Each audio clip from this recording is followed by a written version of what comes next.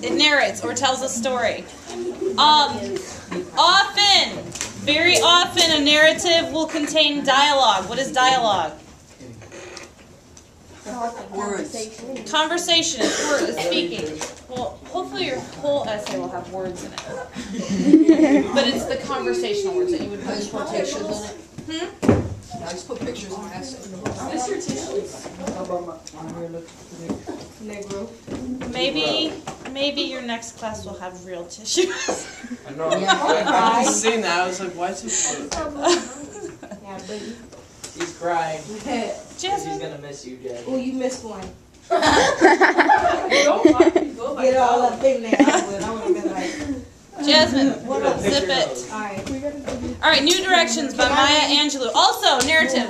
Another thing, besides having the dialogue in it or the conversation in it, it also, when a narrative essay ends, it kind of sums things up and gives a moral of the story type ending. What is the moral of the story? What does that mean?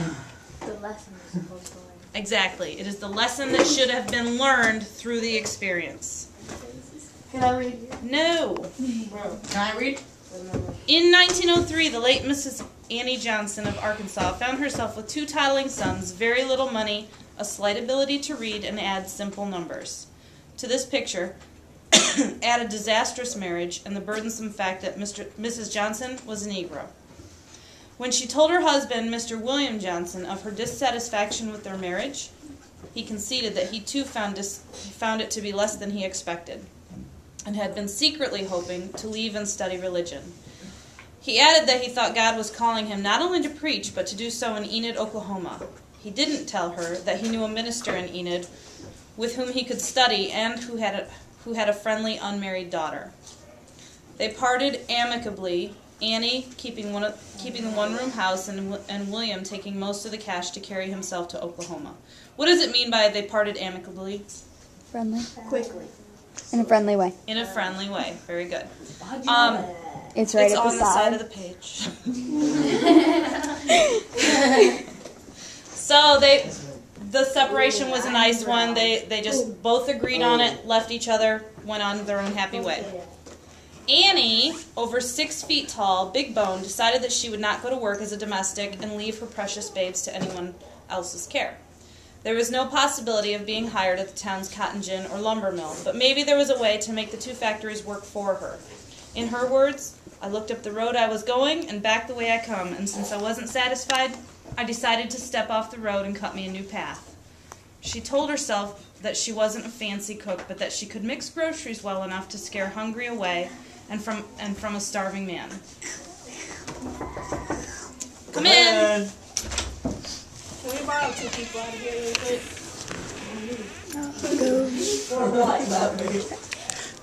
Go ahead and pick 2. Her. Yeah. And It's just a question. It's and you. serious. Come on, let's go.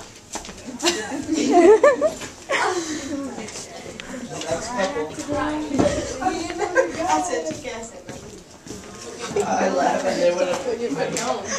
Alright, so, Yeah, I taped how does them her life leaving. start off? What does she tell you about in the very opening of this story? Jessica? That she doesn't have a lot of money. She has 2 sons, and she's recently divorced. Correct. Was she very happy? No. No, she wasn't very happy with her life. The thing that we ended off with was when she said, I looked up the road I was going and back the way I come, and since I wasn't satisfied, I decided to step off the road and cut me a new path. She's not happy. Obviously, things have to change, and so that's what she's going to do. This is the experience she's telling you about. Previously, she had all these things that were building up against her. Now, if she's telling you, if you're not happy, you need to make the change. You need to do what you need to do to make things better for yourself. She made her plans meticulously and in secret. One early evening, to see if she was ready, she placed stones in 2 5-gallon pails and carried them 3 miles to the cotton gin. She rested a little, and then, discarding some rocks, she walked in the darkness to the sawmill 5 miles farther along the dirt road. On her way back to her little house and her babies, she dumped the remaining rocks along the path. That same night, she worked into the early hours boiling chicken and frying ham. She made dough and filled the rolled-out pastry with meat. At last, she went to sleep. The next morning, she left her house carrying the meat pies, lard, and an iron brazier, and coals for a fire. Just before lunch, she appeared in an empty lot behind the cotton gin. As the dinner noon bell rang, she dropped the sabers into boiling fat, and the aroma rose and floated over to the workers, who spilled out of the gin, covered with white lint, looking like specters. Most workers had brought their lunches of pinto beans and biscuits or crackers, onions, and cans of sardines. They were tempted by the hot meat pies which Annie ladled out of the fat. She wrapped them in newspapers which soaked up the grease and offered them for sale at a nickel each. Although business was slow, those first days Annie was determined. She balanced her appearances between the 2 hours of activity. So on Monday, if she offered hot fresh pies at the cotton gin and sold the remaining cooled down pies at the lumber mill for 3 cents, then on Tuesday she went first to the lumber mill presenting fresh, just cooked pies as the lumbermen covered in sawdust emerged from the mill. For the next few years, on balmy spring days, blistering summer noons, and cold, wet, and wintry middays,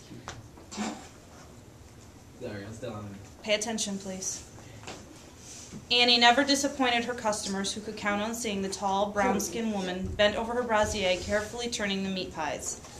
When she felt certain that the workers had become dependent on her, she built a stall between the 2 hives of industry and let the men run to her for their lunchtime provisions. She had indeed stepped from the road which seemed to have been chosen for her and cut herself a brand new path. In years, that stall became a store where customers could buy cheese, meal, syrup, cookies, candy, writing tablets, pickles, canned goods, fresh fruit, soft drinks, coal, oil, and leather soles for worn-out shoes. Each of us has the right and the responsibility to assess the roads which lie ahead, and those over which we have traveled, and if the future road looms ominous or unpromising, and the roads back uninviting, then we need to gather our resolve in carrying only the necessary baggage, step off that road into another direction. If the new choice is also unpalatable, without embarrassment, we must be ready to change that as well. So what did she end up doing? We talked about the fact that she was unhappy before. What did she do about it? How? She made her own business. She made her own business. She started out from nothing. She knew what she wanted to do. She knew what skills she had. And by just going to the factories, going to the lumber mill and the cotton gin, carrying the pre-made sandwiches, she was able to sell them. Once she got them dependent on that food, she opened her own little stall that eventually built and built and built until it was a bigger place where they could get all sorts of types of foods and goods and just provisions that they needed. Panera bread. What? Oh, I love that. Panera bread. What is that? You've never been there? I never either. What did he say? Panera bread. Oh, Panera. Yeah. Yeah. About to smack. Thanks, Ryan. Thanks. That's nice. Yeah, but you smack me. All right. Does it end with a wrapping up, like a moral of the story type ending? No. Yes. Kind Yes. of, sort of, a little bit. What was the lesson that she was trying to teach, that she was presenting? McKenna? Anyone, you can do anything that you want to. Like, if you're like starting out with nothing, you can. What's that called? Like you can like. No one knows what I'm talking about. Achieve anything that you can put your mind to. Yeah, like if you want to do something, you can do it. Okay, that's part of it. What else? Right. What else does she say? You have to be ready to be able to change that if it's not what you want. Right. If you're not happy, if things aren't the way you want them, be willing to change them. And she even adds in to be willing to do that without embarrassment.